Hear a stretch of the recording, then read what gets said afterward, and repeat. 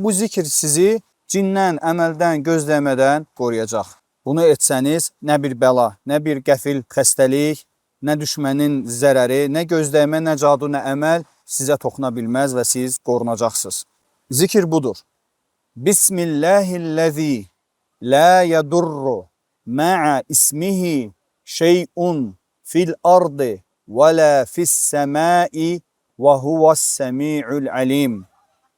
Zikrin mənası budur. Allahın adı ilə zikr edirəm. Onun adı anıldıqda nə yerdə, nə də göydə heç bir şey zərər verə bilməz. O hər şeyi eşidəndir və biləndir.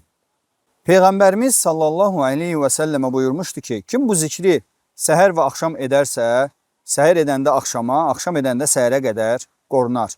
Qəfil bəlalardan, xəstəliklərdən, düşmənin sənə zərər yetirməyindən, cindən, əməldən, gözləmədən bu zikri edərək, ixlaslı şəkildə Allaha sığınaraq qorunmaq mümkündür.